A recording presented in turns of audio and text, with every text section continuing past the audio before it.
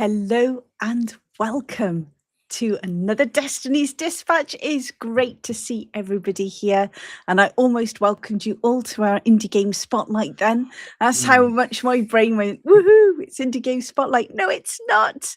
Tonight is all about world building. And today we have my co-host Dean. Say hello, Dean. Hello, Dean.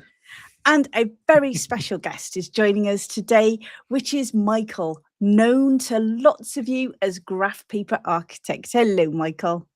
Nanu. Hey. Shuzbutt. Don't you two start. Really, don't start. No. Oh, that's taking me back to my childhood. Oh, yeah. Good stuff. Oh, yeah. And Thank so, you for having and me. so it Appreciate begins, is Oh, all you're I welcome. can say. Yeah. Look at you two. Oh, so it begins. So the first thing we're going to do is say hello to anyone who's joined us in the chat.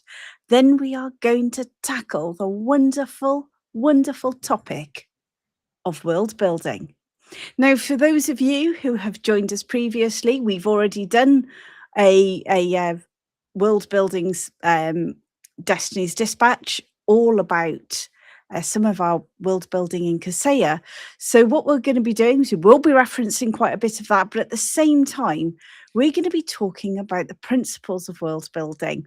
What should the approach be? And what we're going to do is we are going to be talking to both Dean and Michael and myself and drawing all of that knowledge in. So as always, guys, in the chat, as we're going through, feel free to ask any questions. And the first thing that I am actually going to do, if I can get my fingers working properly, which we all know never works, is to say hello to everybody in the chat. Today we have Foxy Vixen straight off Poor Jack's stream. You guys have been working really hard. You've just done a really big stream, I believe all about Wayward Realms. I got the beginning of it. It was great. So that was superb. We have also got a Paladin Steve in the house. Hello, Paladin Steve. Good to have you here. And we have a Jeffrem Denkar. Lovely to see you. And who is this I spy, Dean? Oh, it's Arch. Hang on. It's Archaic Oh my Alibi. gosh. That's God, you it. can't. Rated. This is why. Do you know This is what? why he's not allowed to read anything. Lovely to see you in the chat, Archaic Alibi. And again, don't be shy. Any questions for ourselves or for Michael, you feel free to pop those in the chat. Then we have we have the real Dave MG 5511. Lovely to see you. And I take it that Jack has sent you. So thank you very much, Jack. And I do believe that we also have, hello, we have the House Game RPG in the chat. Lovely to see you. This is great if you do RPGs. This is the sort of thing. Ask questions, get involved. If you've got different approaches, feel free to say, absolutely fine. And then we have the man himself. It's Jack, the Lost Law Scholar. Mm-hmm. It's way past your bedtime, Jack. Yeah, but thank you How so are you much gonna for cope sending tomorrow? a crowd to us. We shall attempt to Yay. keep them entertained. Yes, thank you, Jack. Appreciate it. Yes. What is that a British thing? Brains are for mugs. Is that an English Yeah. thing that I We don't have these understand mugs, because I'm a right? Yank? And when we just have too much, we take our brains off, put them in the mugs, and you just put them on the mantelpiece. It just allows us to kind of get rid of all the excess stress. And then when we're ready, take the mug down with the brain in it and pop it back in. Oh yeah, And yeah. look. I put liquid brain in my mug every morning. Black Rifle, Yes. and then there you go. Now I can function. Yeah, I live on coffee. I think today I had a few too many because I ran a workshop this afternoon after having probably one coffee too many, and I was excitable, is all I'm going to say. So look, Foxy Vixen says 3 of her favorite people in one panel. Woohoo! Thanks, Foxy. Appreciate it. Thanks, Foxy. Yeah. Right. Next time we see Jack, you are going to have to educate him, Dean. Jack, we were going to have to sit down and watch a very old TV program that is iconic. It's one of the best old programs, and you won't get any of the references, but I think you'll enjoy it. He'll figure Yes, it it out. was He'll one figure it one out. of He my is he is a lost lore scholar, so he should be able to well, he look it should. up Yeah. and go, "What does that mean?" I'm gonna look that up. Right, I'm Shazbot. just checking. I haven't missed anyone. Have I missed anyone, Dean? I don't No, think I have. I think that is it. Yes, I think we're ready. Excellent. So, world building. As you all know, we've spent an awful lot of time on our world building for Untold Destiny. Even if you refuse, we will sit you down I was and we about will to tape your say. eyes open so you're Yeah, I was forced to about to watch say it. I would remember that scene from Clockwork Angel, but of course that's lost on the Lost Law Scholar. Yes, yes. You will enjoy it, Jack. Honestly, it You will be right up your street. Yes, So very good stuff. it is very good stuff indeed. So yes, back to the days of when Oh, it just went to hell. we've got that's it. a Dungeon Delver. dungeon delver. We got a Delver. Yeah, we're We've done got for. a delver. That's Oh, it no. now.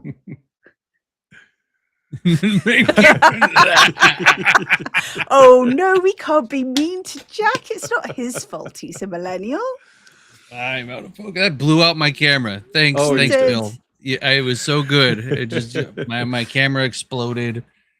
I'm having technical difficulties now. There we go. Now I'm back. We're going to change this from Destiny's Dispatch to Gen X Meanders if we're not careful. Gen X Meanders. Oh, that's a good title. Yeah. We It do that is, a isn't lot. it? We do Yeah, that a we lot. do. We do. We can't help it. Yes. So Why am we've I here? I think we're going to talk about, I don't know, maps and stuff. But yeah, when we have a look at the amount of work that we've poured into Untold Destiny, where we started with that massive world map that was my scroll on paper, and we've zoomed into this tiny bit, which turns into 625,000 square miles that we've actually started doing in detail. And then when you zoom into the individual cities and towns, and then when you zoom in a bit more to your villages, and again to those lost places that you may want to explore, that's what we're going to talk about today. How do these amazing minds, the three of us here, get to those different details? And Michael, you have done a lot of world building in your time, have you not? Oh yeah. A lot of stuff. A little of ghostwriting for other MMOs.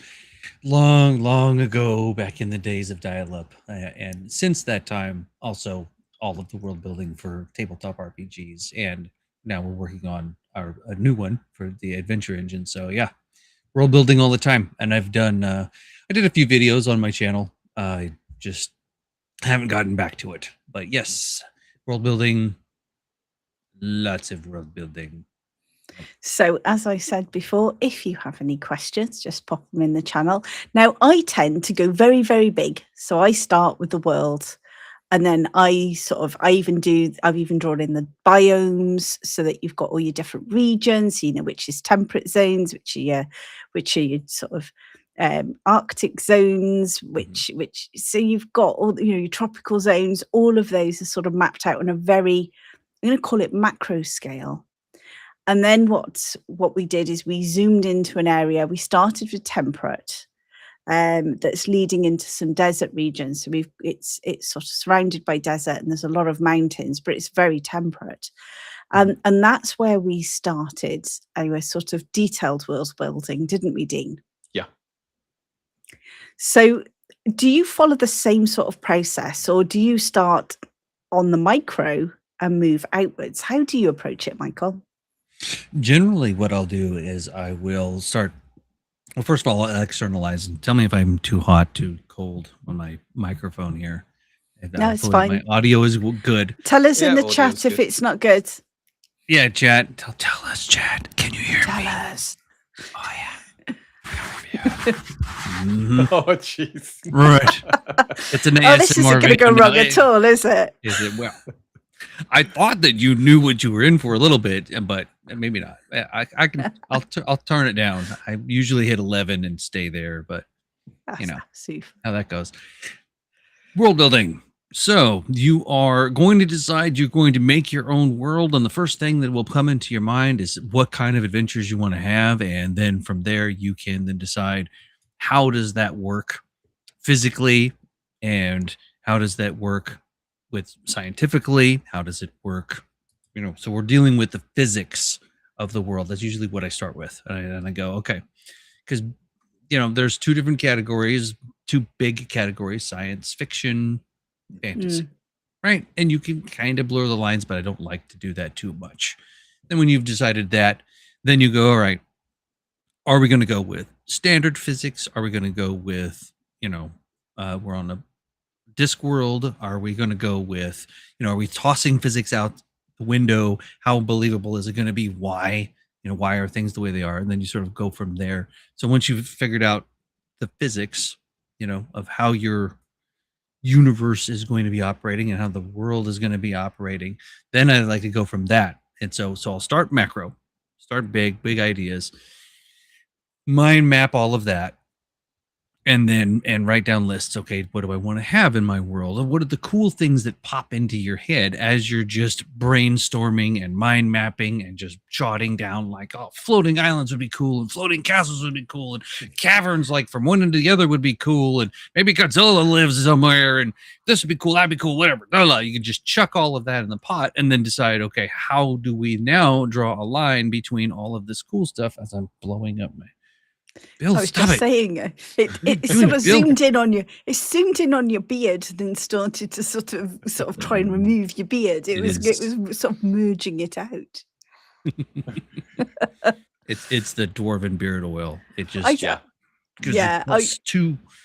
Yeah, Dean's got to do his beard oil. He needs to start doing that a bit more, because otherwise it gets all scratchy. And it gets all sort of pokey. How's this? Worldbuilding to beard care. That's what you can get on this channel. We'll get more views. We'll get more views with beard care. Yeah. So you can start macro, then go micro. You could start micro and go macro and think, okay, if you are starting micro, though, you're going, oh, what would be cool is maybe you live on a beach and you're having beach adventures in a coastal town. So now you've already got oceans. Now you've already got water. Now you've already got, some physics. And then that mushrooms out into how do you want the physics to go? Whether or not you're going to say, poof, it's magic, or, well, it's because these rocks contain this specific metal that actually floats. And it was a meteor that came down, 500 million years ago. And now we have this metal that defies gravity and nobody really knows why. It's not magic, but now you have floating islands, that kind of stuff. I mean, it's really, so you go all over the place and then, but allow yourself to go nebulous is my advice at that point. Just anything that pops into your head, be like, it'd be cool if it was half cat, half dragon, part aardvark. Well, we're not going to realize where it lives and what it eats and what it's doing and its mating rituals and how it builds a nest. We're not going to do that yet. Don't go Attenborough on it just yet, but just have the thing first and then draw the line. I like that, because I remember when Dean was first starting, and this was back when Untold Destiny was sci-fi, but not until 2029, guys. That's when the sci-fi will be coming out. And you spent an awful lot of time on the physics, didn't you, Dean? Yes, visualizing. Well, actually, it was the physics of the universe, because it was the sci-fi version, going then into physics of the planets and walking through those experiments of, if humanity went to the stars and there was no real life in the stars, intelligent life that is, how would they adapt planets to their needs? And in doing so, how can they actually mold the planets? Which means, how would those planets turn out? What resources would they need to survive? Food, water, fuel, stuff like that. And that then informs every other decision when it comes to what do the planets look like. And then you can drill down, you can zoom down. And I think for us, wasn't it playing a lot of Civ as well? It was. Playing a lot of Civ, you begin to recognize where cities need to be set up. And then you look at a proper globe and you go, yeah, that actually makes a lot of sense. You need water. You need fuel, like wood or equivalent. You need building materials, and you need fertile ground, which kind of falls in with the food aspect. And when you've got all of those, perfect place for a city. And flat land. There are cities built on non-flat land, but typically flat land's a lot easier to build and spread. I'd like to point out that Michael is now trolling our audience by suggesting they Kenda deserve it. paladins must have in any world. I No, don't no, think no. it's the audience he's trolling. I No, think there's no. one person in the audience.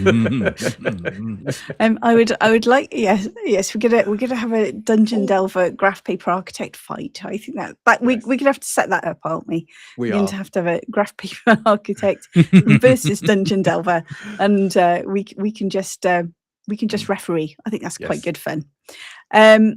So Michael, no. No, We've had a Tim join the chat as well. Good to have you here, oh, Tim. we have. Hello, Tim. I've managed to Hello, press the Tim. wrong button somewhere. So that's pretty there cool. You we were go. talking about how you're terraforming the planets and how you're making sure that you have what you need, and Yeah. that's a pretty cool adventure, by the way. You could, if you're going to do a sci-fi adventure, that's pretty neat. Yeah, and of course we got, and this is where Kasea is set. So Kasea is a Nexus planet. So they take a gas giant, they collapse the gas giant down into a planet. And then they get to mold quite a bit, not as much, but they get to set like with these moons and stuff like that. They redress the balance of the solar system with the change in orbits. But it creates all the rare and special materials that the gas giant had in solid form. So it creates a very interesting world, and that then informs how do we build Kasea going forward? What's the more unusual stuff you can find interrupting. in Kasea? I'm Yes. interrupting. I am going to interrupt really briefly. Hold that Go on. thought. We have a Paddy. We have a Paddy in the stream. Nice to see you, Paddy. And we've got an Agrivar dragon. Nice. Hello and welcome. We And just never get before- enough dragons. No, we always need more dragons. And just before we go back to your thought, there is a very important announcement that needs to be made. Go on. Ah. Only humans can be paladins, damn it. I take it back. Love You're it. trolling two people in the chat. Oh yeah. Oh yeah. Oh, we got a Cyrus right Ooh. as well. Brilliant. We have a Good to have you Cyrus here, as well. Cyrus. So that was a perfect moment for me to interrupt you. Now we've got these wonderful That was, additional but I- people. We've got lots of people. This is great. It You guys are is. like cheers. This is awesome. This is wonderful. This is, yeah, thank you so much. I think we got Jack to thank for that one and bringing people across from his stream. So thank you so much, Jack. Oh, we got a Michael. Oh, we've Michael. also got a Michael. Oh, hello, Michael. We've got a Michael. Yeah. Michael. Yep. So We are Legion. It happens. we are. Yes, it happens. Yeah. So, I've got a nice. I'm pinning questions as I go along. So sorry, Will you I'll stop let you pinning? I'll let you. I'll, Right. Could you all tell Dean he's I'm not away allowed to from the touch keyboard. buttons? I'm away The from the keyboard. chance buttons are my buttons. Yes. Anyway, I Go back think, to your thoughts. I think I've answered my question, which is about the Nexus planets and giving you this unusual materials that then allows you to think about those floating islands and stuff like that. Do you have rock that's incredibly light and floats up, and how do the oceans work? In fact, it was on that when we first did Kasea, I did a lot of research into having two moons, because Kasea's got two moons, and how that affects tidal. Oh, And God, it can yes. create extreme tides. And I thought, oh, that sounds awesome. Extreme tides, these tides are like 100 feet from one side to the other, in extremities. That would create an interesting landmass, a lot of cliffs and stuff like that. You wouldn't get much in the way of beaches. And then in practice, it was becoming a pain. I was doing an adventure with an underground cavern, and I had to then take into account that the water levels could go from 0 feet up to 100 feet and back down again. And that created a whole host of other problems. The most important being trying to explain that to the person running the adventure in a way that it doesn't become bookkeeping. And then I did a bit more research, and I found out that in a certain phase, two moons can actually create a very weak tide. So we've now got a weak tide. It doesn't move much. And it makes things far easier now, because the beach is the beach. We don't have many cliffs, but your tidal levels are typically probably about 10 feet up and down. And that makes things so much easier when you're running a game. It's one less thing you have to manage bookkeeping wise. Oh, yeah, You're I can see that. muted. I'm so sorry, I've been catted. And she wants Or you buttons. could She said also buttons have a- for me or for you. It's for her. So there we go. Apologies. Sorry, Michael. Off No, you Right, not at go all. on, Michael. Go on. I was thinking that yeah, I could see that. You could have a timeline. Say, usually the moons only create something like that every 500 years, and they know it's coming, and now there's this thing, so they can prepare for it, and everybody evacuates. Let's say that you come up to the anniversary of the evacuation, and everyone evacuates from the coastal lands up into the mountains. Have it be part of your society, because they know that you're going to now have tsunamis everywhere, and it's going to get crazy. So just a thought. We actually did have something. It was one of the first adventures we ran for Jack, where the phases of the moon created this unusual tide, revealing certain features that could only be accessed, but only literally for about 3 hours. So they went to a place called the Devil's Sphincter, which is this underground, normally covered by lava, but the lava receded, and once it cooled, you had like a couple of hours to get in there, complete what you wanted. This rare flower would blossom in the lava, and when revealed to the air, it would bloom. And they were after this rare flower to be the first to discover it, and it created a very interesting adventure. But you're right, it's the physics, thinking that through and thinking of the possibilities and how that can create unusual adventures is fantastic. Yep, I think so.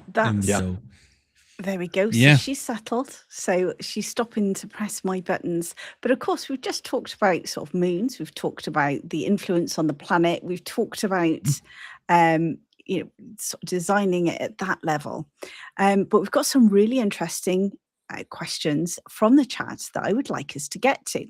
So the first question that we have, and what I want is I'll, first of all, Michael, if you answer, you leave that alone. If you really, you're doing something. The cat wants to be involved. It's like absolutely you're busy. Yeah. So Michael, if you answer it first, then Dean can chip in, and I'll zoom in as required. But the first one is from Archaic Alibi. I have a question on political boundaries. Do you set political borders based on geography or biome, or settled dispersal, or something else? Go on, Michael. This one for you first. I use all of the above. Really depending on, if you've got the Alps, and then you have something in the way, so it can easily make a nice border, or an ocean. Obviously, there's a border. You're going to have something in the way. So you can have different, and also biomes as well. You could have different land masses with different biomes, but they are still connected in a way that allows them to interact. And so you will have different politics in different regions, different rulers in different regions, different countries. But yeah, I mean, really, all of those factors can play a part in whether or not there's a division in this kingdom or that kingdom, whatever's going on. What I also like to do is I like to put hidden ones in between. So if I have the Alps, but all the dwarves are living in the mountains in between. So it's like, no wonder we're grumpy. We got elves over here. We got humans over there. We're surrounded. This is stupid. Long shanks, crap everywhere. Why did we move here? I don't know. Time to leave. So yes, the answer to that question would be yes. Use them all, and excellent. Give that a shot. So Dean, I'm gonna deal with the cat first. Whilst Vicky is dealing with the cat, you answer that question too. Yes, I will. But before I answer that, can I remind people? Look, can you hit the like button right now? Really help us boost the stream. And if you haven't already subscribed to this awesome channel, please do so. We have some great content and Destiny's Despatch, as well as interviews with a lot of indie developers and creators. And of course, a lovely game, Untold Destiny. But to answer the question, political boundaries. Yeah, I'm kind of echoing what Michael has said here, which is it really depends. It depends on a number of factors. Within Kaseya, we have a points of light campaign. So in other words, civilized areas are tamed and some of the area around those settlements are tamed.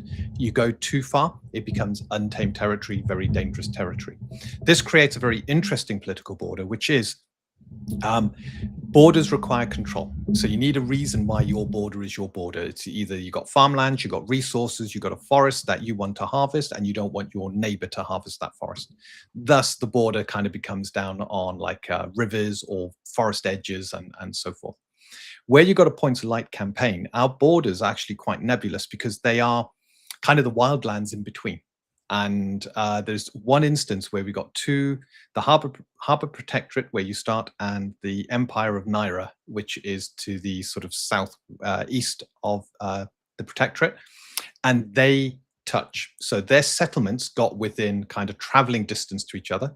Trade started, then the frictions started, because now you've got this trade going between the two. You got competing ideologies between the two places. Naira decided that their angel god message had to go forth into the southern provinces, which were controlled by elves who follow much of the nature gods. The elves decided that wasn't going to happen, and open warfare.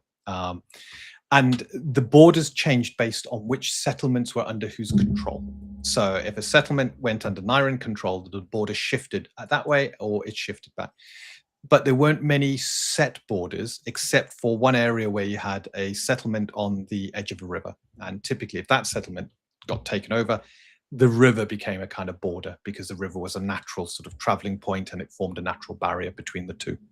So yeah, it all depends. Think of it logically. Put yourself in your map, put yourself in the sort of mindset of the two leaders, and think, why would the border be created? How would it be created? Why would it be created? And then go from there. And No.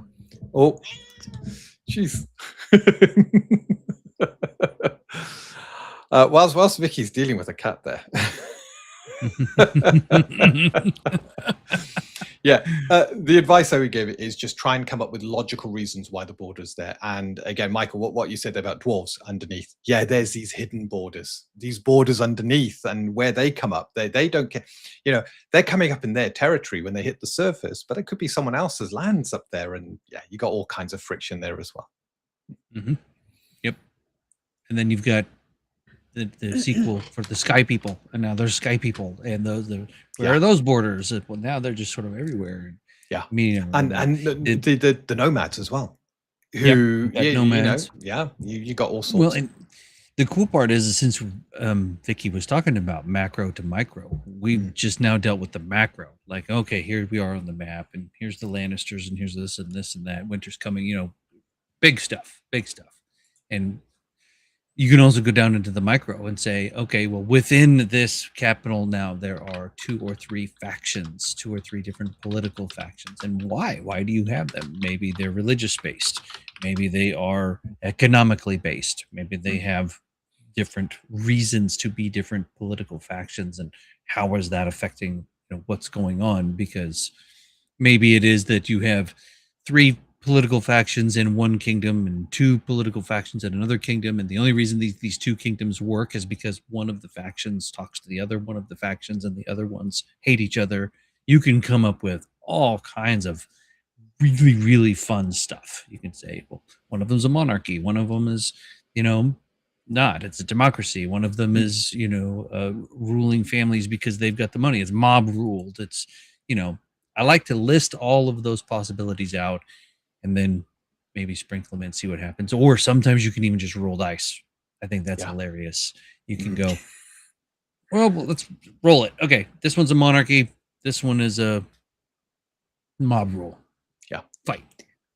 That's always quite interesting. And I also think, so my 2 penneth now, I also think that the state your world is also has an influence on how you're building those different things.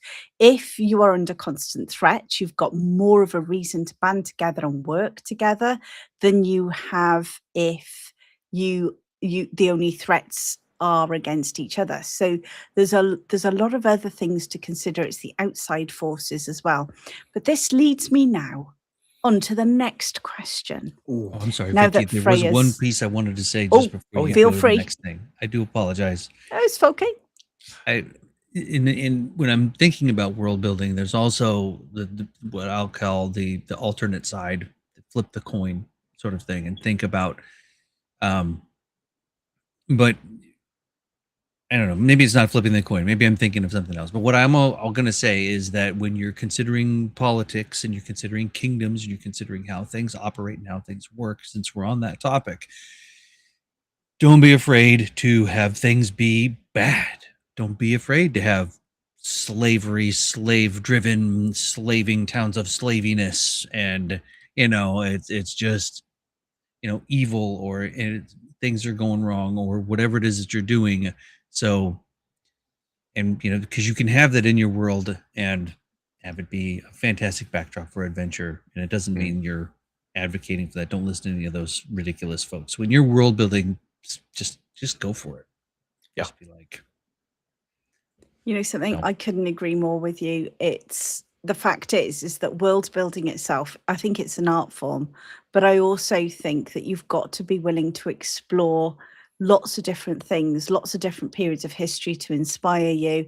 And that's what makes these worlds feel more real. So yeah, I agree. Don't be afraid to look at those sort of things. Are you both ready for the next question? Go on. Okay, next question is also from Archaic Alibi. And do you see value in shifting borders based on world wars and events? Absolutely. Yeah. I mean, in Adventure Engine, the world is always changing and it's always something different, and everybody's world is going to be something different. And so having something change and shift and move is extremely valuable, because it keeps things fresh and alive and new, and you never know really what's going on. Even if you're dealing with something that was static, like this has been the kingdom of horses for 1,000 years. Well, now the goat people have moved in and taken over. So guess what? You like goats? Oh, no. Well, then we're going to kill you and everybody's going to get dead. Whatever. I mean, but having change and having things move is fantastic. So if I see value in shifting borders based on those, absolutely. And you could do it Excellent. through over time, or you can do it immediately. You could do it cataclysmically. You could do it lots of different ways. I like that. Dean, your response. Shifting borders is a great way of showing a living world as well. And can you imagine your players, they are on a journey, and this works well in a setting where you don't have instant transportation and stuff like that. So they've got to go on a journey to go somewhere, and they've been told they've got to go to this town, and this town is part of this empire or kingdom. And when they arrive, different flags are flying. It's under different management. And this could have been done through espionage. It could have been done through infiltration. A merchant house from a neighboring kingdom might have decided to take, sort of trade control. And then through that, they've elected their own people if it's a democracy. So they've now got their mayor in, and their mayor then ushers in this new age of, and before you know it, this whole settlement has suddenly flipped allegiance. And because you're living in a medieval world where messages can take weeks, if not months, to get from one place to another, the word just hasn't got out that this has happened. And this creates some incredible backdrops to adventures, and just shows how you've got a living world where things are constantly changing, and you can't take anything for granted. And if your players love those kind of investigative mysteries and political intrigue adventures, they'll love stuff like that. Especially getting in control and getting their mitts dirty as they try and figure out what's happened and why it's happened and can they fix it. Lovely answer. And I don't think I can add anything to that. So I quite enjoyed that. So we're on to the next question. This one is from the House Game RPG. Do you also think about religious and astral spaces in this macro level creation? I think that's quite interesting, because you've also, if you, I'm going to use D&D as an example, where you've got the planes. We used to go and do a lot of planescaping when we used to play back in 2E times. And, I used to love all of that. But when you think about how that mythos was pulled together, how the different planes structure was, that was fascinating, and that's one of the things I loved. So graph paper, come on, Michael, this one's a lovely one. Religion and your different spaces on the macro level. Do you start off with your mythology? What do you do? I usually start off with the physics, and then from the physics I think, oh yeah, okay, now we're going to get into the astral and the religious aspects of it, because a lot of times for me, I am creating religions when I get more to a societal level, than I think of it in the macro world level, because I'll come up with like, oh, I think this tribe of people that worship the goat people, yeah, there's the goat people, and then the goat people, yeah, if they've got enough goat people, then there's the goat god, and just goats all day. Michael, Excellent. I sense you I got just this. was in my back of my head. I'm going, don't do goats. 'cause the goat has I been have done, a- and Jack's gonna have a meltdown. What are you talking about? You don't worship the goat? Oh God! Yeah, you do. I Didn't do figure that. apologise, Doc Flamingo. You have just arrived as the panelists are all having a meltdown over I was goats. losing my mind over goat. We're gonna have to invite Eclectic Goat on to talk to you. Is all I can say. Yes, we and then will. You should go could both watch all of talk our goats. and Yeah, you can go yeah. watch all of our lovely goat Videos. Yeah. videos. I couldn't remember the word then. But you could. It just depends. I mean, if you Hello, have Doc something that's Flamingo. necessary for that world, if you have a deity that, deities that created specific portions of the world and then rule over those domains of that part of the world, and therefore your magic system is connected to that particular domain, so you've got a god of fire, and then if you're going to be a fire mage or a fire cleric, then you're worshiping that god, and that god has things to do with fire. So if you're out in the ocean, you're kind of screwed, or what I mean. So you can, but that's part of the creation mythos of there was no fire until the fire god popped up, and it was like, dude, yeah, just rub the sticks, man. Like, there you go. Well, I hate to And- say it, but Doc Flamingo says, I just sacrificed a goat. I feel responsible. So it's your fault. It's Yep, your fault, Doc Flamingo, for coming in and you leave all this, you bring along all of this goat energy that infects Michael, and the next thing, that's it. It's goats. Someone's going to soundbite that goat bit. It's going to be Yes. It's going to be goat. bad joke. Oh, Yeah. God. Oh, no. So Dean, same question to you, just to remind you, it was from the House Game RPG, and it was about thinking about at what point do you think about the religious and astral spaces when we're actually going through this. Yeah, it's do you know what? I begin to think about it more at a societal level. So when I'm thinking of how the society, what their belief system is, what their traditions are. Within Kaseya as well, we've got an unusual way that gods are born. So gods are people who ascend. So their spirits become powerful. They've been on the circle of life. Their spirit energy becomes aware that they're constantly being reborn and can now become free of the mortal body. And if that happens when you have achieved great deeds, you can ascend as a powerful entity. So when the Ashfall happened, big cataclysmic event, the old gods effectively got killed, died, or got forgotten.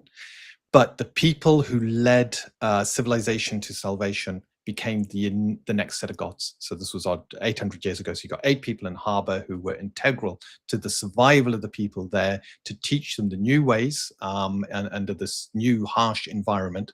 They were paragons, so they sensed they were close to ascension. And then when they ascended, they had enough followers, enough people worshipping, enough people following their teachings, that energy went with them. And they then founded their places, their dominions of power within the heavens. On the flip side, you got people who were so close with nature that when they die, they ascend and become part of nature, become part of, dryads and spirits and stuff like that. The more powerful, however, become guiders in nature. And some of these, when the elves went to the southern provinces, they came across some of these spirits, and these spirits taught them how to live with nature, how to use nature in a meaningful way. And they then turned away from following the 5 of Harbour and the more traditional methods to following nature. And that was a big upset within the Harbour Protectorate. And these are the kind of thoughts I go through. And there's nothing wrong with looking at what happens. Sorry? I'm going to interrupt you. Yes, go on. Because we have a low Eves in the chat. Hi, hello, Eves.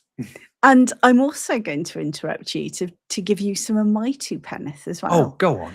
Which is, do you remember that time I went to my office when I had an office in another building? And I actually spent absolutely ages creating the mythos for Untold Destiny.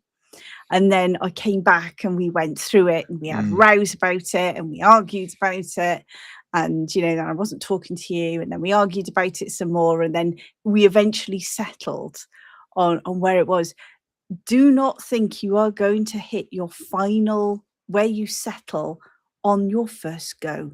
No. Things will adapt. Do not be afraid to have people you can bounce ideas off. It helps. And for every disagreement or when we were drawing our pictures of how all our mythos sort of comes around and how it links in together, for all of those disagreements, it made it stronger and better.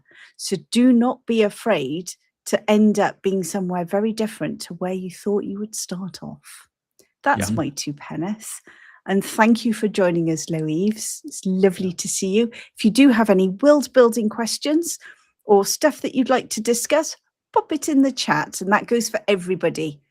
Have we covered that question? I think we is there have. anything else you want to say? All I was going to end with is, do not be afraid to look at how things were done in history. Study old ancient customs and cultures and how they revered and treated their gods. And that's perfect way of starting to build your own pantheons and your own gods. Yeah, with your polytheism, monotheism, all this and that and all the stuff and things. And I really love what you've done there, Dean, because, as you describe it and you talk about it, it gives it a Tolkien-esque feel because it has history, it has roots, it has all of that, nutrient soil for things to come out of, and then you could have some, you give it to me and then I make goat people. So, I mean, but homebrew, whatever. Right? You do realize I've really got working through my head these goat people and how to bring them into Kaseya and the kind of gods that they're vetoed.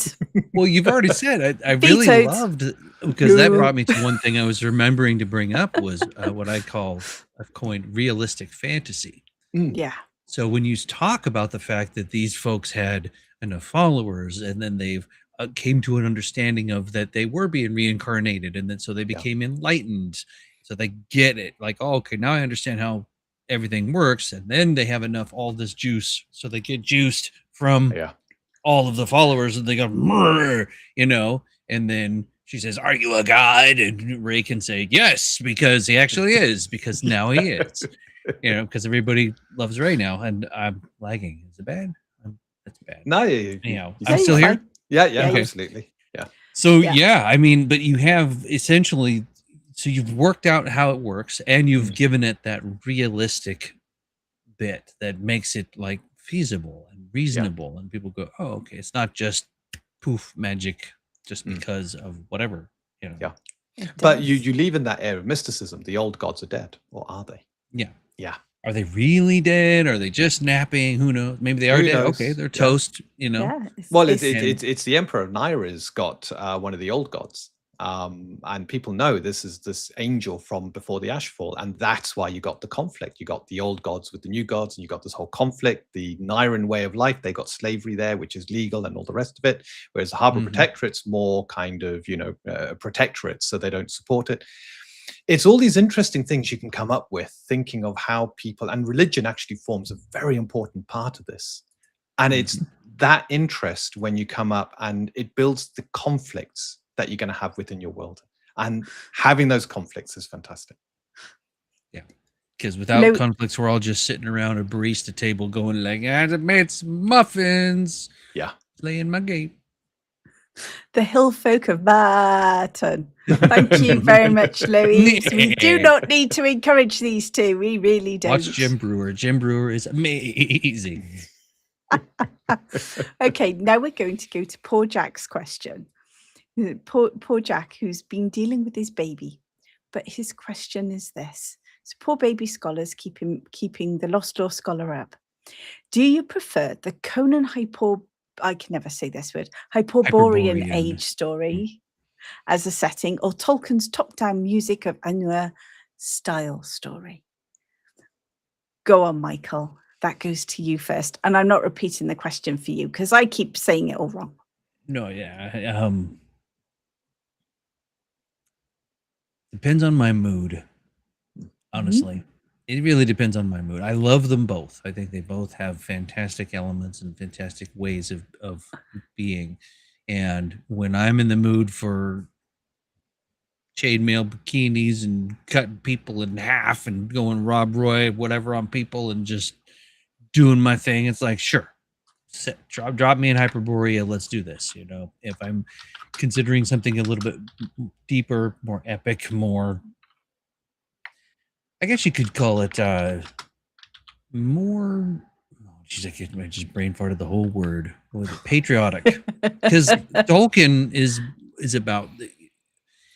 You get it more of a sense of that they're part of a culture, they're part of a land, they're part of a history, they're doing something that's better, making everything better. They're saving people. That's of course the Lord of the Rings, but everybody has, you know, where they're from, their specific kingdoms and their realms, and they represent them, and they have their colors and their banners and whatever it is that they're doing. Where whenever I play Hyperborea, it's like, see that? I'm gonna go kill it. And then I'm going to take him, cut his head off, and I'm going to drag it into town. And then I'm going to stand on him in a Captain Morgan stance on him and be like, what up? Hey, babe, come and check me out. I just killed this thing. Yeah, you know, because that's the mood I'm in. So yeah, sort of hold it up like you used to go fishing or something like that. It's like, oh, I went fishing and I got this. Yeah. And I like both. And I think that they do, again, they provide a wonderful point of conflict, because you can have people that are completely patriotic and they have their kingdoms and they have their whoever it is that they're believing in or whatever else, come up against a culture that is barbaric to them, but not barbaric. Maybe they have their own gods, and that they do things their own way. And, you know, look at me the wrong way, I'm going to punch you in the face till you have no more teeth. And but that's normal. Like, that's their normal. It's a cultural norm for them, instead of, let us go and discuss among the podiums and have a little chat and blah, blah, blah, blah, blah. It's like, no, civilized man. Say that shit again. Sorry. I shouldn't swear on your stream. I didn't know if that was okay. He's already getting us into trouble. It's absolutely fine, Michael. Yes. It's absolutely fine. And I actually quite like that description, because I do think if you look at like the Conan Hyperborean sort of focus, and it is very raw, is the way I would describe it. It's quite raw. And when you look at Tolkien, there is an air of civilization about it. And the fact is you could actually world build so that you have the same sorts of things on that world, and at the point where they meet, that would clash. Now, you're not going to have the sort of the tribal side necessarily believing they're evil, because what they believe in is good. You know, they might believe that they're good. And the civilization is not necessarily good, but they will believe that they are good, and everybody will have that clash. And I like that, because that's really different. So since I stole Dean's thunder, I'm now going to ask Dean the same question. Okay. So Jack's question: Conan, Tolkien. Do you know what? It's one of those where I think you can have both within the same world. And it's kind of echoing what Michael said, which is, you know, I love the Conan-esque might is right. Whoever's got the biggest sword and can wield it typically makes the rules, and it's a very different style of play compared to something like Tolkien, which is more lore-based, full of powerful mystical characters. There's air of mystery. Do you know what? They're two very different, but then the way I would view that is when I'm looking at the culture of an empire or a nation or something like that, I may draw aspects from either pool. And that's how I would infuse. And I got to be honest, I don't think I've got a preference one way or the other. The preference would be based on where they are in the world and what's best influenced them. And I think they are both perfect, beautiful settings. And you'd be a fool to turn your back on one in favor of the other, I think. So grab the bits you want from either and just put them into your world, make them part of your world. So this is a perfect time, because Jack has kindly reminded me to remind everybody to like the stream. And more importantly, right now, Dean, how many downloads have we got for Basic Edition Taster Rules on So- Drive-Thru-RPG? So Right, after hot off the press, what is our... Go on. I'm just what having is a it? look now. It is Go on. 229 downloads. 229 downloads. And that is for- fantastic. I am going to, Awesome. so if for anybody, exactly a week. So it went exactly a live week. midnight, this very time, midnight UK time, last week. So in 1 week, 229 downloads of our absolutely free Yep. first level Untold Destiny basic rules. If you haven't had a chance to download them, go and get them. Don't forget 2 things. One, if you could have a look at it, and if you could leave a rating on Drive-Thru-RPG, it would really help us. And I've also got a feedback form, which is either available via the website, or I'll actually pin it to the top of our channel on X. So either our website, which is everridegames.com, or find us on X or Facebook, and you will find it there. And that feedback will help us with the actual final book. So if you've got anything you think, oh, you know what, I'd really like, this is missing, or I don't like the way this is done, don't be afraid. You can tell us. We Yep. want the book to be the very best it can be. So we're going to back a kit in October. We want to make sure the book is cannot be better than it is going to be. And the only way that we can get that is if you guys help us. Read the taster rules. If if there's anything in there you think, oh, you know what, I didn't understand this, or this could be explained better, or could you do this, that, and the other. We've had one fantastic piece of feedback from Hapshant, and that was superb. I will be responding to that soon, but we'd like more. So Yeah. don't forget to do it. We need to make these books as good as possible when we go to back a kit, and your feedback on areas that we might have missed, overlooked, or not explained, or over explained. So any feedback, greatly appreciated. And we're up to 230. So whoever's just downloaded, Woohoo! fantastic. I hope you have a great time with those rules. And it's not actually midnight, so we've done 2:30. We've done We've 2:30. done 2:30 in 1 week. That's not bad. When you consider we're trying to set up a brand new IP, we were unknown before we started to do this. We've got we've played TTRPGs all of our life. Dean is a forever GM. We have played myriads of games. But when you consider that we've got no inroads into the TTRPG sort of landscape, we've done this from scratch. Your support has been fantastic, guys. So thank you very much. Yeah. So, hey, look, the house kit. Hey, thank you. Thank you so much. Again, feedback. All right. There's no such thing as bad feedback. Yep. It all helps us make the product better. And for those of you who have downloaded, if you haven't rated it yet, please take the time to rate it. It really helps us get noticed. And yeah, at 2:30, go see it. Oh God, Jack. Oh, Jack. You can tell Jack's a father. Yeah, you can. He's got the dad jokes. He's got the dad jokes. That's another English dad joke, I guess. 2:30. Go see Yeah, it in 2:30. 2:30. Oh, 2:30. Never mind. That's not just okay. Meldance is going to laugh that I've had to Wow. explain a dad That's joke, true, is all I'm going 2:30. to say. No, yeah, I should have got that. Yeah, you should have. I'm rusty. Yeah, totally. All right. So we have another question for you both. Very nice. This time from Jeffrem Denkar.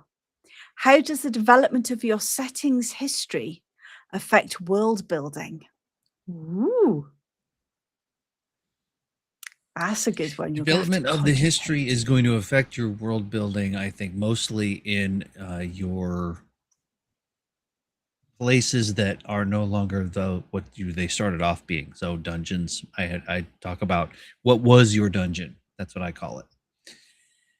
So when you have, different backgrounds. Oh, this dynasty lasted for this many years. Now that we have this buried treasure. Now we have these tombs. Now we have these technologies that have been lost, and now we're rediscovering them. We're rediscovering magic. We're rediscovering all kinds of things. So that's really going to be a big, I think, where you're going to draw a lot of your adventure from, because it was there, now it's not. Why is it not there? What happened? How did all of that come about? I think that's where I first go with that. Like, oh, okay, that's where you were going to go. Development of settings history. Yep. Yeah. Yep. You're muted. You're muted. I'm muted, which is just really good. Yeah. So I'm just popping it back up so I can read it back out for you, Dean. How Yeah. does the development of your settings history affect world building? Yeah. Pretty much what Michael has said there, which is it's what's left in the Just a world. cheat. That's a cheat answer. Yeah, but What it's Michael the said. right paper. answer. That's okay. It is. I'll just slide it It's over. the right Copy it. answer. I will say with Kaseya, for example, there were 3 great empires that existed in the area that you start in before the Ashfall. Ashfall comes along, completely decimates them, destroys them. What's left? And it's the lost artifacts. It's lost magic. I mean, these empires had incredible control of magic, and that knowledge has been lost and had to be relearned. So you've got all of these secrets, you've got these settlements, you've got these outposts, you've got all these things that are now vacant, more than likely inhabited by other creatures now. It provides you just a wealth of stuff you can just chuck into your world. And do you know what? You don't have to worry about Carefully taking a map. place. Carefully place, guys. Yes, sorry, carefully place. You don't have to worry about populating everything. Random. Throw it. Do you know See what sticks? Come up with some interesting ideas. And then when you think this is a great place to actually have something like this, you go into your folder, you pull out that interesting idea, and voila, it's now in that part of your world. And you just have a whole catalog of these things. And it reminds me, when we were playing 2nd edition, we had the Mythdrana box set. And in the Mythdrana box set, there were these cards. And these cards were great because they had these little buildings and scenarios and stuff like that. And whenever I thought, you're in a great position to be able to do something unusual, I just pull out one of these cards and go, yeah, that's perfect. And pop it in. And the party come across that and can now deal with that. And I thought that was, a great way of doing it. And your history of your world can inform the creation of those cards, and then you can have them in your back pocket ready to play at any point when it makes sense. So, yeah. Michael did the right answer. It is, yeah. It just enriches your world. Your history enriches what's in your world. And I do think that when you have a look at when you're building up your history and stuff like that, it was like the other day I was talking to you, I've now started fleshing out an area that's not on the Harbour Protectorate, that's outside of the Harbour Protectorate, all because I had a dream. Yes, I had a dream. And there were certain creatures in this dream, and they've now made their way into the world of Kaseya. And because of this creature, I've now decided whereabouts in the world it is, and now I've decided to build the world around it. So this is where I've actually gone micro, and I'm building out. So it's away from the area that we've currently built up, but I know roughly the general direction. This is going to be an awesome creature. It was absolutely horrific. I have some very interesting dreams, is all I'm going to say. And we will go into what that creature is on another stream. But we have more questions, guys. More questions. So the next one is from Paddy himself. Have you ever developed and published a setting only to want to change something later? And how do you deal with it? Ooh, that's a good one. Mm-hmm. You're always as soon as it goes out and it hits and you read it back, and if it's already out there and you go, this, I wish I did that instead of this, or this instead of that. Yeah, definitely. Depends on the depth of what you want to alter or change. If it's something minor, of course you could just correct it with some errata.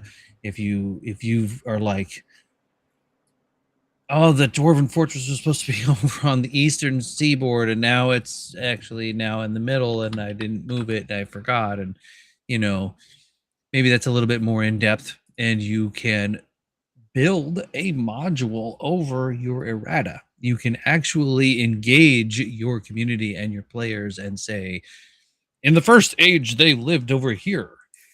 And then Smog's second cousin's brother's sister's former roommate showed up and said, I'm gonna eat all your treasure.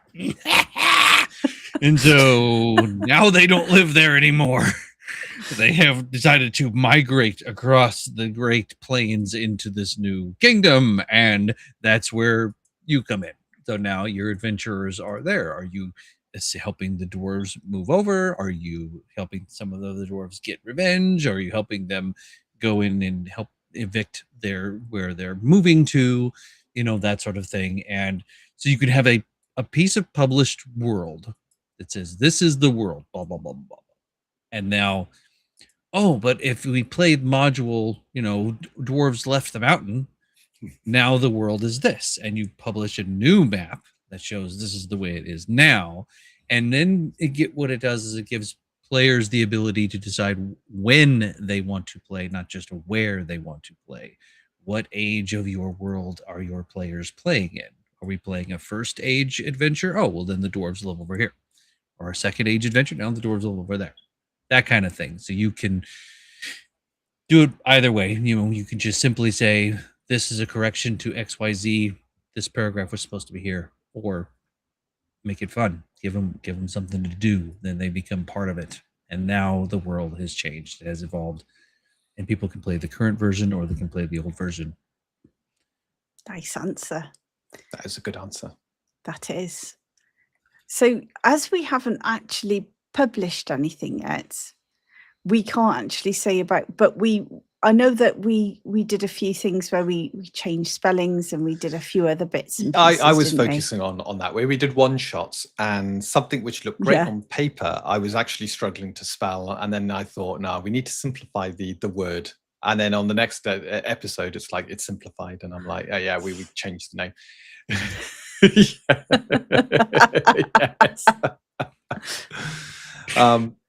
But no, it's in Robert E. Howard actually talks about what you've talked about there, Michael, which is the cataclysmic events that are used to change the shape of the world and to make things different, to and how you can have a before and after, and how these events are so important to world building, to create that history and to create that diversity you've got within your world.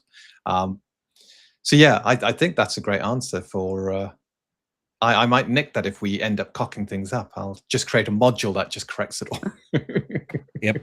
Oh, You can come on, avoid. Dean. I mean, if it's just straight up stupid, you'd be like, "Oh shit, sorry, errata." But yeah. Sorry, Vicky, go ahead. I was just going to say we did actually play a campaign to try and stop 4th edition D&D coming around. So we know how to go and change stuff. Yeah, absolutely. I mean, Wizards had to create a whole new system to change all the maps, and then they changed them all back again. It's So now I'm going to move on to the next question, and I'm actually going to. Everyone's going to laugh at me as I press some buttons, Archaic Alibi, because I want to bring something up to show you.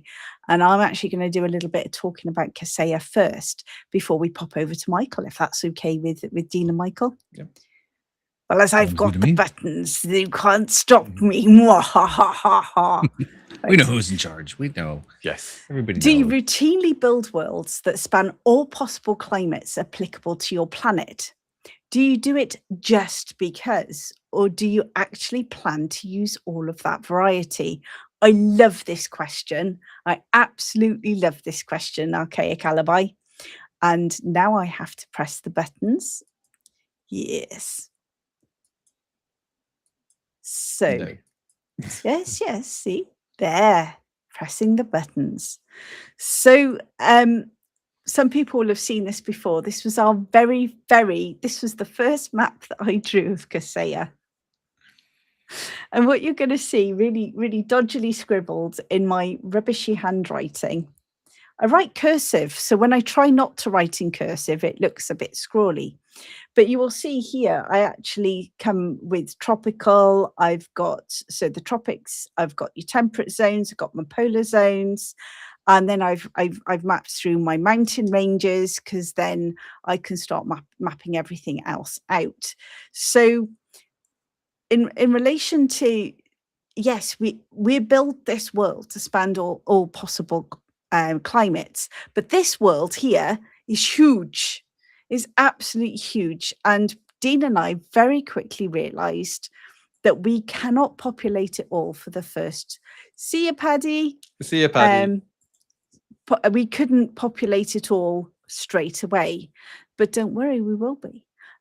So what we ended up doing, stop sharing that one. And Dean. So what we ended up doing, and it's a small piece, is this is literally 625,000 square miles altogether of a tiny piece on that map. The map that I just showed you before was ginormous, and this is of course macro, getting down to sort of more micro, and we're sort of fleshed out around this reasonably. We've got an idea of the kingdoms, and the first adventure that is coming out at the end of this month, 28th of July, the free adventure will be launched on Destiny's Despatch at midnight, ready for you to download. Will actually be taken place in Port Orion, which is just off this map over here, and that will be our first adventure. So you can see here that we're not going to have all the regions on this particular map. This is very temperate. We're starting to head into sort of more, this is tropical, but it's more sort of your desert tropical, sort of hot tropical. We've got the unexplored vasts, and that goes off into some desert over there, because of course the water is sort of more falling on this side of the mountains rather than this side of the mountains. So again, we've got rhyme and reason for everything. And so to answer your question, which I've managed to cover up with yet another thing, is you can use it, but it has to be, in my opinion, it has to be right. Now, you could have just created a whole area and you could have had sort of polar at the top, you could have had your temperate in the middle, and you could do it that way. My view of it is that have a look at where it is in your whole context and then use what's applicable. There's nothing more annoying than your GM describing you walking through tundra when on the map you're on the equator. You know, that just doesn't wash. That just breaks the fourth wall. So think about how you want your GMs to explain stuff as they're going through, and how that fits in with your world. And that's me done on that one. So now we can go to Michael, and I'll stop sharing. Dean. I think it's great. Yeah, that goes hand in glove in with believable fantasy. So it all makes sense, and we understand that's how weather works. This planet behaves that way, so we have the proper weather. I also encourage, you can think about. Oh, you're welcome. You can think about having something, as you were saying. I mean, if you're on the equator, and then there's snow, and you go, "What the hell?" Right? There's something going on. Maybe that's. But then you've got Kilimanjaro. You'd look at Kilimanjaro. That's in Africa, isn't it? It's got snow on the top, so there may be certain scenarios in which that might actually flow.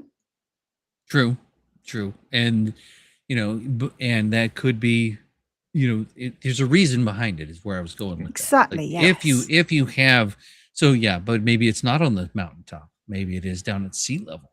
And you're going, what in the hell's going on? Well, at one point in time, 1,000 years ago, the Ice Queen was sitting there, and then she dropped her orb.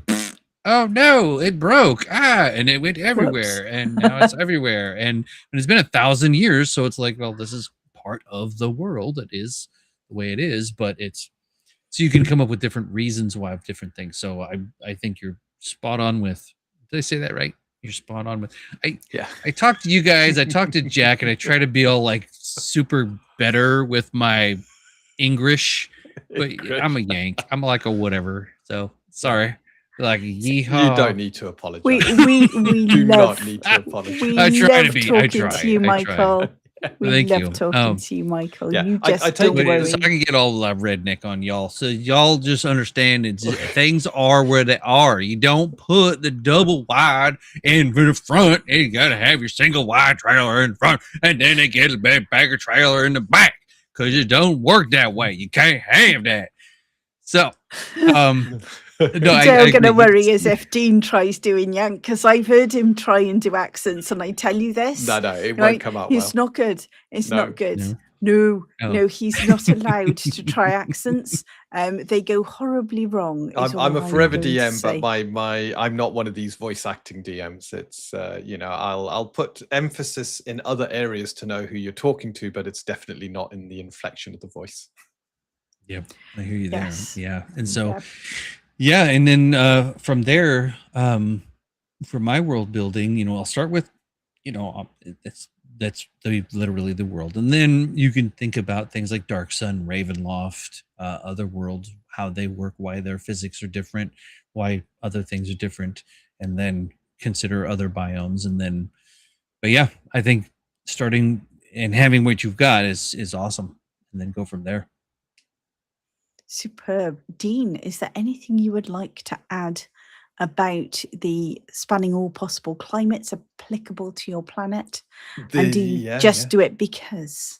The only thing, well, there's two things I'd like to add. One is this area that's filled with snow from the Snow Queen dropping her globe. Are the goats extra hairy there to keep warm? Yep. No. Yep. They got a thick undercoat. They got a real Oh, thick no. undercoat, which is prized Help. by the ocean faring traders that come by there, because that thick undercoat, you get that goat, shave it off, and you can keep yourself warm when you're out there on the deck. Yeah. Because you're out there at night, because you're trying to figure out why in the heck this woman's out on the front of the boat going like, oh yes, paint me like one of your other. Yeah, I'll go down some rabbit holes. Okay, but yes, no, that's true. You've got spot on. You're right, yo, chap. You're spot on again with your bloody blokey awesomeness. I'll try to say that. I'm terrible. God, I'm glad Jack left. He'd probably have an aneurysm. He would. Yeah, He would have jumped on to have a go at you. Just have a go, yes. I learned my accent from my Grey Poupon commercials. I'm Gen X. Anyhow, you got the critters in the area, you've got the critters in the area. They've evolved to that, and then you have the critters that are believable fantasy again. So because you have the biome and because you have that particular area, that's what's going on, and your critters are going to be they're natural. They live there, so they have to be adapted to it. I think that's where I was going. Yeah, and that's I hate to say it. Paint me like one of your other goats, Jack. But that's Excellent. perfect world building, taking the climate that you've chosen, and it informs the kind of creatures or the kind of civilization or the kind of buildings that will be there. It's just world building is just logically walking through the process and thinking realistically what would be there. When it comes to climate, so long as you've got a rhyme or reason why the climate is what it is, that's the most important thing. It's like, and I like gradual changes as well. It's like you don't just suddenly go from this to this. You have that, the sort of general rise, and then you're moving into your mountains. You've got your foothills and stuff. Think about, have a look at geography. Have a look at how things are done. Have a look at. What was that? I'm not sure. Okay. Have a look at how things are formed on Earth, and then extrapolate it. Going back to what graph people, Michael was talking about, where you're looking at physics. How would that? So if you've got this sort of landscape, how would have those physics have affected it? And then extrapolate it out. So don't be afraid to do that, and don't be afraid to play, and don't be afraid to get it wrong and have to change it, because well, we changed so many things to begin with. How many times did I sort of go, ooh, where am I putting my mountains, and then rub them off and go, that wouldn't flow properly, and all the rest of it. Yeah, you gotta. So my first advice: use pencil, or if you're doing it digitally, do it so that you can rub it out and change it if you need to. There you go. Top tip there. Yeah. I have another question. Are you ready for it both? Yes. Maybe might dodge. Do you ever build game campaigns? Wait, stop. That's part 2. Yes, you've just done part 1. Oh, that was part 1, was it? Oh, right. Sorry. I do stand corrected. Who is in control? Yes. Boy. Yes, it is me. Yes. I'll keep quiet with the It's goat Freya. people back here. It's Freya. Freya's in charge. Do you ever build game campaigns that are meant to take place only within a single season, climate, or biome? I like that question. That's a cool question. Yep. All the time. Yeah, absolutely. I mean, the idea of massive travel between biomes and it's doable, I guess. But I tend for low fantasy, so I'll think of, okay, you're here. If sure you can, oh yes, they were Tolkien, so they went up in the mountains and then they're in the snow and then they're not in the mountains and they're over here and it's this and that and whatever. And it's like, yeah, you can do that. You can imagine that, but then how many months does that take and how long is you traveling and what is going on? And so a lot of my stuff is like, you're here now, do this here now. If they're epic level, sure, they might travel, they might have to deal with different stuff. And if I do have that in a campaign, then it'll depend on that other stuff might be a problem. They will get, if and that kind of got me in the movie. It's like, if they were truly in that environment wearing what they were wearing, they'd be dead. Where was the fur? Where was the coats? Where was the stuff? Come on. Nobody stopped off at Elrond's, Walmart and go, dude, I need a bigger coat because we're going up in the mountains instead. It's like, no, they would be hypothermic and dead. So they're going to need to have that kind of gear. Those are just some of the things you got to think about if you're going to have them traversing different biomes. And hopefully the adventurers will think, my chainmail bikini is great here because I'm in the tropics. Yeah, no, now you're dead. I'd just like to highlight that Paladin Steve is indeed correct.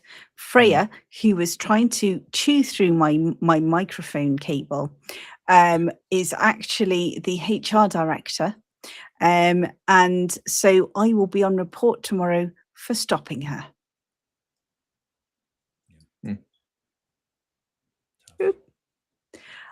Clothing environment mismatches outside of a survival genre film are one of my pet peeves.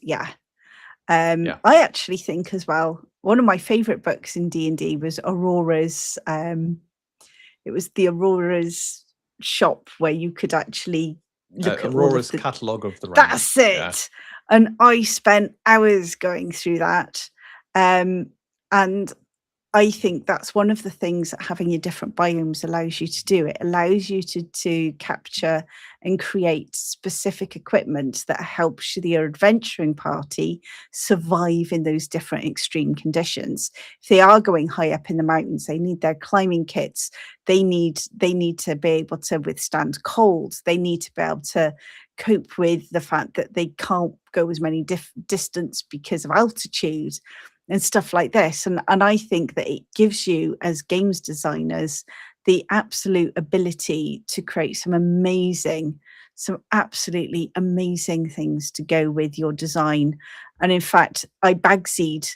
So one of the things that I will be designing will be the Untold Destiny equivalent of the Aurora's catalogue, because I think that would just be so cool. And yeah, I love doing stuff like that. So you're quite right. You've got to have clothing environment. It keeps the realism in the game, doesn't it? It doesn't break the fourth wall. Yeah. So Dean, would you like to answer that question? Oh yeah, I can. Do you want me to remind you of the question? Go on, just to make sure I do answer. Ow, George. Sorry, I got a cat here that's decided that I have to give him attention. Oh, sorry, that's the marketing manager. So yeah. George is the marketing manager. He's obviously wants to be pride of place right now. So Freya's been mentioned, so marketing has to get his claw in. Do you ever build game campaigns that are meant to take place only with a single season, climate, or biome? Yeah. So the last 5e campaign that I ran several years back now, that all took place for the That's majority in the tundra of the north, so the savage frontier of the Forgotten Realms, just south of Citadel Adbar, in an area that really doesn't have much detail. So I had a free reign to really create some interesting landscapes. It had mountains nearby, the Netherese Mountains, I believe. So the party could go up into there. It very heavily snow. I did have seasons, but the seasons were just basically how much snow is on the ground. Is it like a little, or is it you're stuck inside because there's so much? And of course, you then had some closer, slightly different biomes, but most of it took place in the tundra. However, because D&D is quite a high fantasy game, as the party reached around about, I think it was around about 9th, 10th, 11th level, magics were coming in that basically allowed you to hop to any biome. And yeah, the world was not this vast, unexplored place, but became a very small place that if you've been somewhere, you can teleport there. And yeah. And of course, Dean then took the adventure in the direction that all of a sudden all of our teleports and everything. And how much fun did you have having to plan a journey out at high levels? We loved it. It was great. Loved it. Yeah. Yes. But you know, I'm a child and I like stuff like that. Yes. So it's awesome. Oh, it is. Yeah. We have right. So first of all is Archaic Alibi said, so my takeaway thus far is to keep my pencils in my pocket protractor and make sure my Ice Queen's magic globe comes with a shoulder strap. Very important tips there. Top tips. Always have a shoulder strap with your Ice Queen magic globe. Courtesy of Michael, known as Graph Paper Architect. I got to ramp up the cheese. I do believe that I was told I wasn't cheesy enough. So, you know, we've got to ramp up the cheese. The other Michael said you were way too cheesy. Is it? Well, you know what we need with that, don't you? More cheese. More cheese. More cheese for the cheese monsters. Yes. All right. So we have another question. Are you both ready for this question? It's a Jeff from Denkar question. Go on. What, in your opinion, is the sweet spot for the numbers and types of player races versus monster types like orcs or goatmen? Hey, you had to mention goatmen, didn't you, Jennifer? You did, didn't you? So go on, Michael. You first. I would say there is no sweet spot. We're going with world building, and you're always going to come up with something awesome and new. You're going to be doing more, and then you're getting published and things are great, and then hopefully you'll land another module and you'll come up with another idea, like what if there was this, what if there was that, what if this, what if that, on and on and on it can go. And so, but in that respect, I think keeping things modular and keeping things in their sort of place helps you not just have the insanity of like an anime village of everything everywhere where everyone is everything, and you've got minotaurs hanging out with Arakoas and goblins and this and that and all. It becomes something that your world may not be. Now, if your world is that and it can just be anything anywhere all the time, and that's how you've designed it and built it, it's fine. If you're doing more of a traditional, let's say, Tolkien setting, then you're going to not have that everything everywhere, but you will be able to want to say there's another race of Ents that no one knows, that no one has discovered them yet, or another race of something, anything that you can come up with. So I think that this, maybe what you're kind of getting at is like a starter. So you have a sweet spot. It really sort of depends on where you are in your journey as a world builder. I think that if you're a beginning world builder, do not try to reinvent the wheel right away. Just take your box, your token is your mac and cheese, and you just bust out your box and go, okay, I follow these instructions. This is where I put the eggs in. This is when I put this and that and whatever, and just make your box cake, make your mac and cheese. Just try that out and build from there and kind of go from there. So you've got elf, dwarf, gnome, kender everywhere, kender always, kender paladins. Yes. No. And they're wonderful, and have them all over the place. And have maybe 5. 5 is good. 5 is how many fingers you got. Yeah, there's That's a where reason we got 5. It's like 5. We've got maybe 5. 5. Yeah, we've got 5 in Kaseya. Yeah. And we very specifically settled on 5, mainly because I like 3s and 5s, and 3 was too little, so 5 it was. And I think 5 is a nice starting point.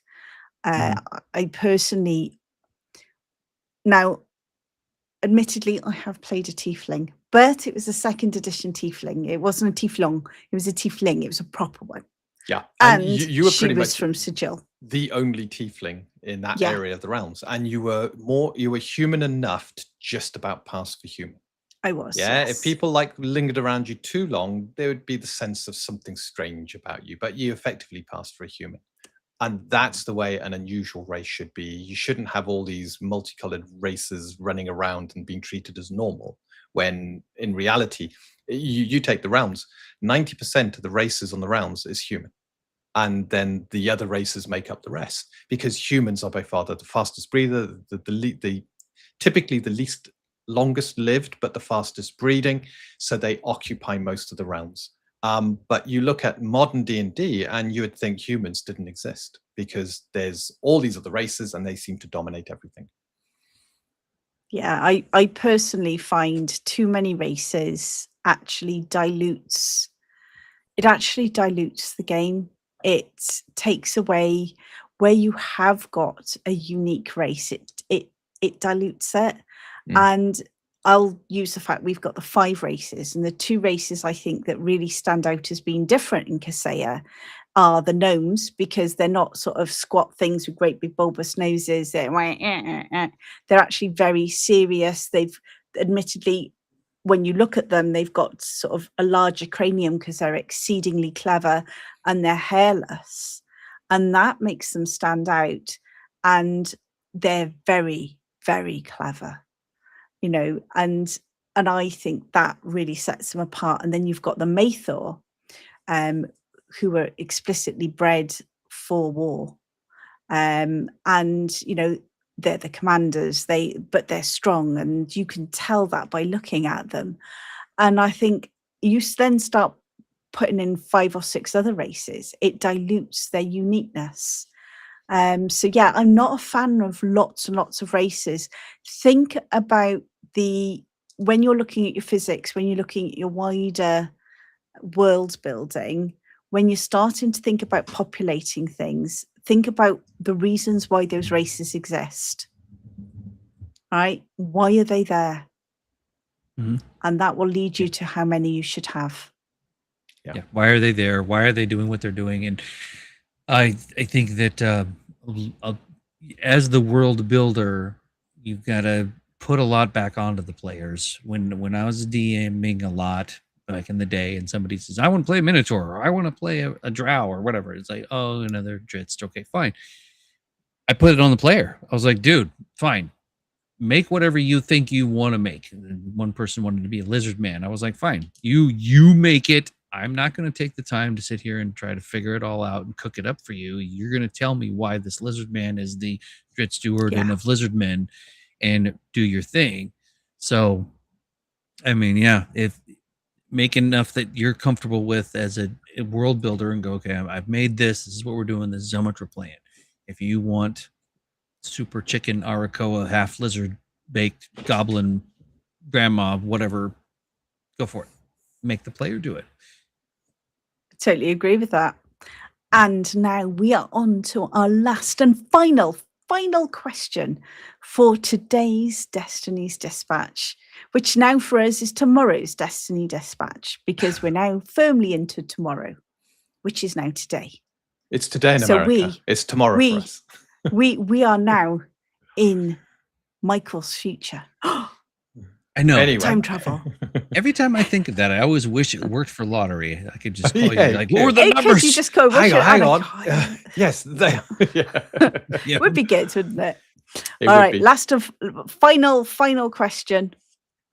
What hazards and issues would you see with too many player races when within a setting? Ooh.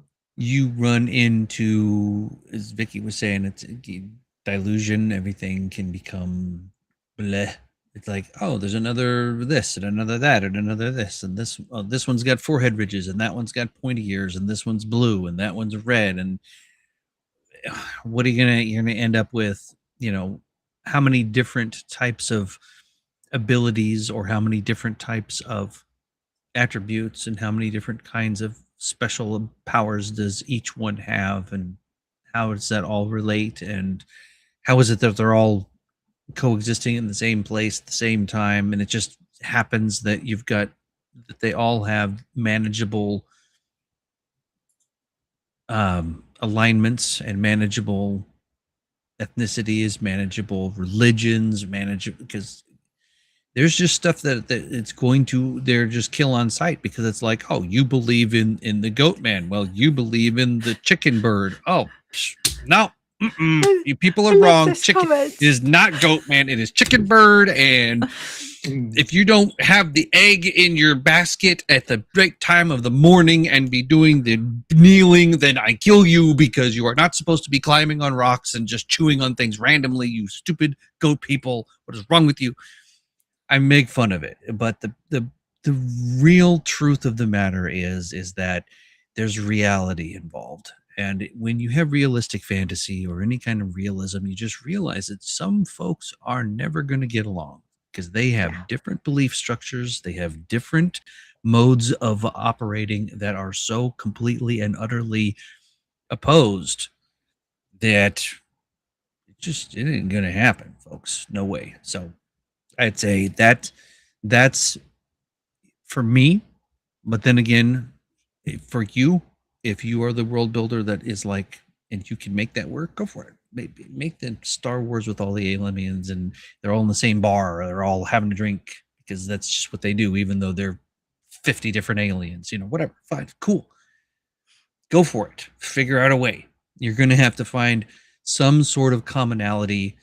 They all basically are, most of them are probably consuming the same type of atmosphere, the same type of nutrients. They can live, in a similar fashion. They can have similar physiology, so that, they don't need, maybe the big guy has to sit on a table instead of a stool or something like that. But I think that's where you're at. From a game designer standpoint, though, cut it off. Be like, we're making this and that's it. And if there's going to be more, you folks can do it, because your head will freaking explode if you try to bite off that much. Well, I think just when I look at how much we've had to work on, when I think about, we've got 5 races, that means, if you've got races in different areas, you'll have different pantheons that you're actually, so then that it extrapolates out so much additional work. And people might say, well, 5 races, that's not much. But when you have a look to do things properly, the amount of time and effort these things take, start with something manageable. Once you've got that, then if you want to expand, you can, but start with something manageable. I wanted to highlight restaurant menus would have to be enormous. Archaic alibi, I absolutely agree. And that's why certain games might have tacos, and I won't say anything else. Yes. No. Absolutely on the races. Try and keep it manageable. The one thing we've done in the advanced version is, when you create a character, you've got something called heritage, and heritage is a big impact to your race. It's where is your race from. So to give you an idea, you can be a human, but you could be, I'm a human from Harbour, which is the main metropolitan area in the Harbour Protectorate, which means your outlook on life is slightly different. You got the same 5 races, but all of a sudden your race is slightly different for a good reason. What's influenced their upbringing, what's influenced their outlook on life, is baked into that heritage.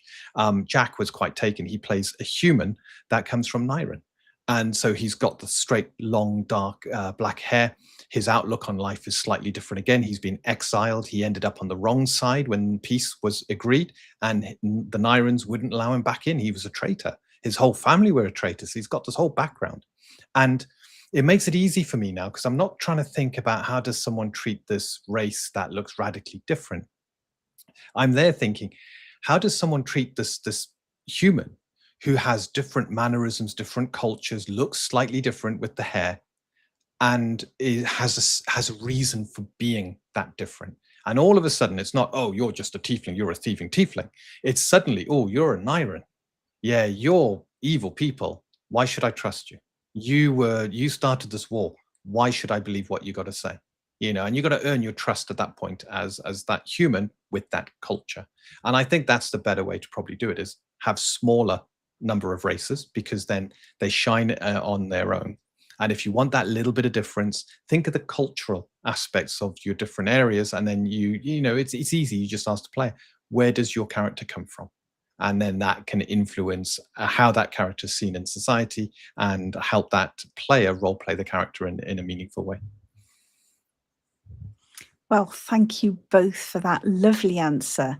And on that, it is now getting on to 20 to 1 here. I know. So it is going to be time for us to say goodbye. But before I do, can I just say, everyone in the chat, you have been phenomenal tonight. I cannot thank you enough. Your questions were fantastic. Loved seeing you all in the chat. And thank you so much for downloading Untold Destiny. Michael, before we go, is there anything you would like to say about tactical fantasy games, where people can find you, and we can get all of that in the chat? And I'll add it to the description as well. Yeah, we'll add it to the description as well. Was there anything? Oh, bye, Louise. So find me on. What was it? Sorry. I was just saying to Low Eves and also the house game RPG, thank you so much. We've loved having you here. Go on, Michael. Give us your spiel. Dean always goes to pieces whenever Jack asks him. I don't know what we're doing. Oh, it's a game. I don't know. I've done this shiny math rocks a long time ago. Threw them down, and next thing I know, it was like a dinner bell for dorks. Hey, we're going to talk about dwarves and kill man. Get into treasure. Now, dinner bell for dorks. That's a good one. I should remember that. What's dinner bell for dorks? Where's my dice? I don't have my dice on my desk. Oh, I packed them when we left. That's you rattle the dice. Dinner bell for dorks. That's not me. My handle online is Graph Paper Architect. Come and find me on either Facebook, which is I got like 25 people on there, but I'm barely on there. Find me on X.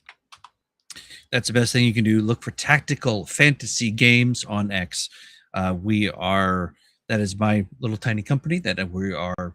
If you go to tacticalfantasygames.com, it says coming soon, because I'm not a web developer. Last time I wrote any HTML code was when I made a website for my Tauren tribe in World of Warcraft back in vanilla. And that was wow. That's a long time ago. Yeah, it was. No. If you two start talking about World of Warcraft, I'm going to bed. To be honest, they were the days. They were fantastic. WoW was an incredible game. It was awesome before they Disneyfied it and turned it into.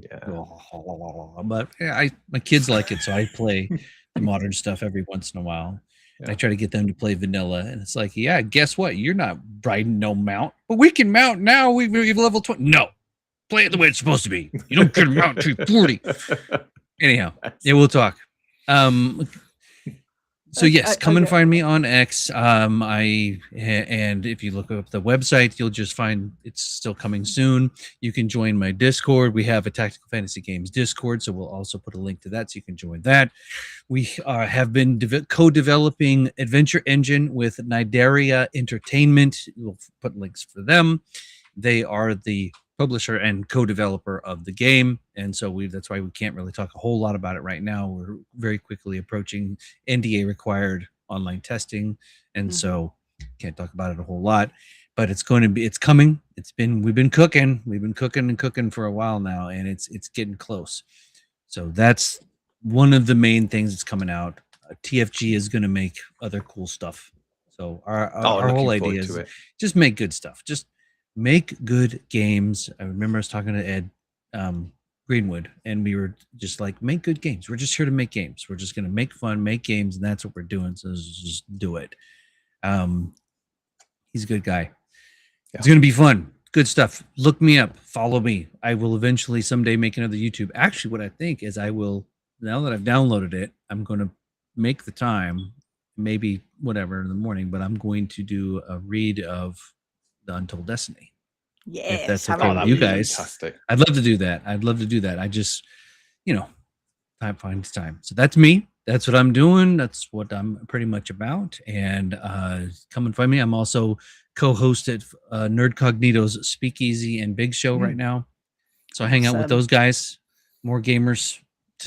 We're just here to have some fun. Let's have some fun. Let's make some world building stuff. And I love being able to talk with great folks like you and Dean and Vicky. Thank you for having me. I really appreciate it. It's been great. I love the what you've done with your world.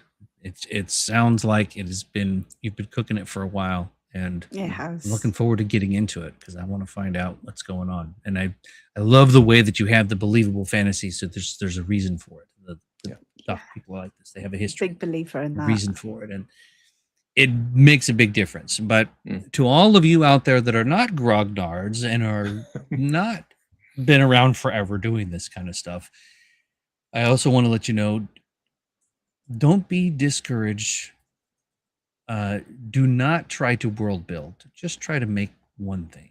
Yeah. Just make one little thing, let it grow. Don't let yourself think, oh my God, I have to make a pantheon and a universe and you blow your mind up. Just maybe start small. Yeah. Otherwise it takes 15 years. Yeah. Yeah, it can take a while. But then again, when it does take a bit, like you guys have been doing, it's gonna turn out great. I think it's great. Yeah, it's taken its time, and we're really proud of where it's got to.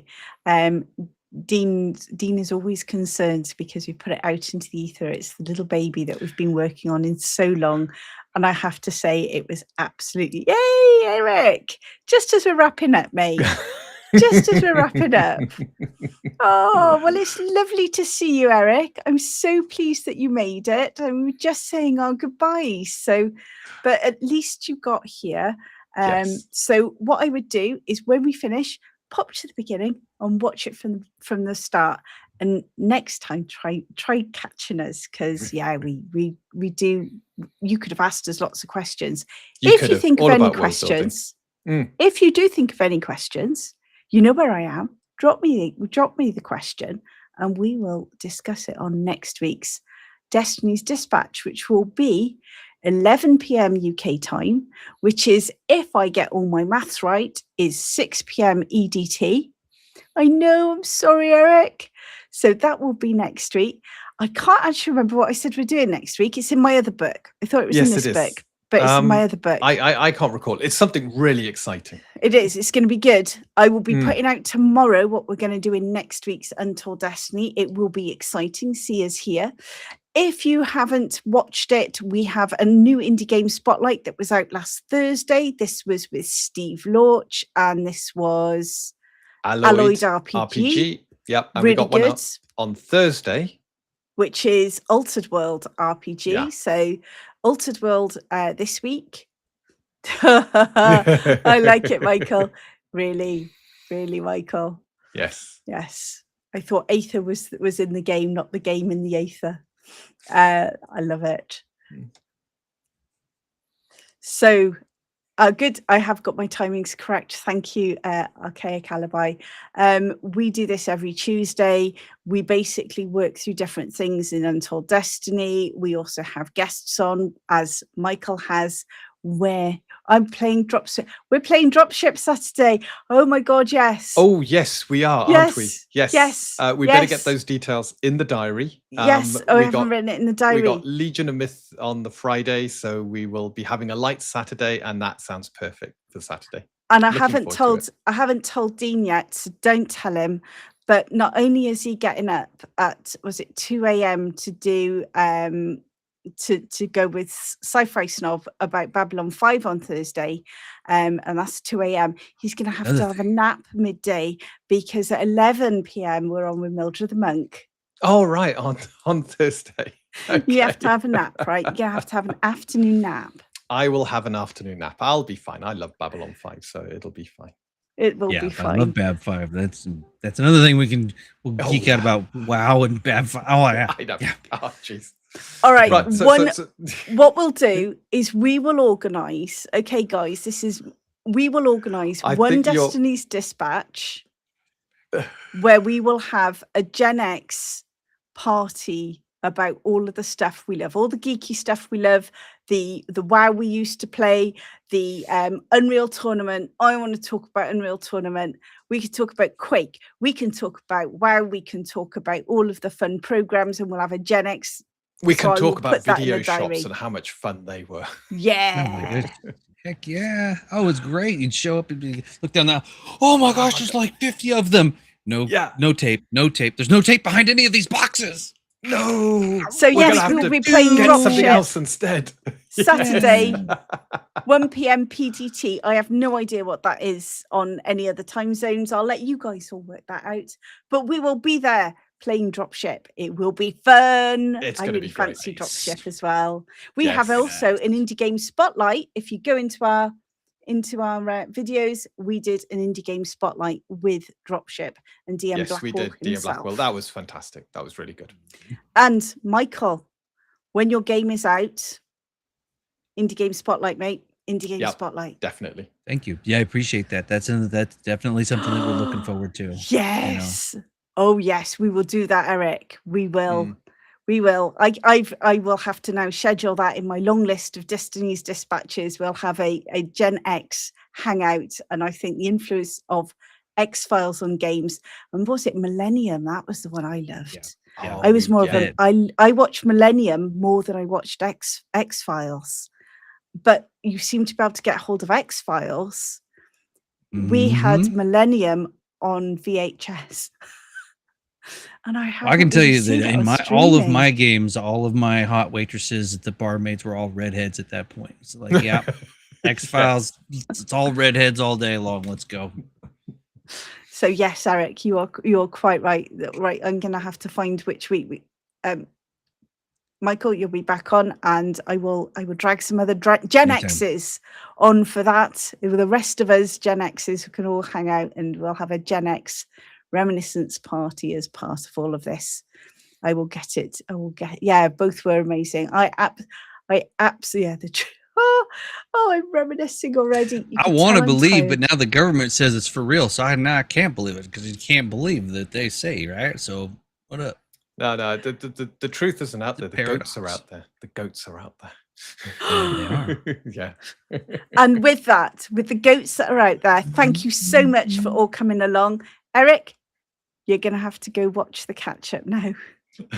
But anyway, I've started thanks. something now. Thanks so much, Good everyone. night. And we will catch you all next week. Good night. Good journey, Good night. everyone. You can press the buttons.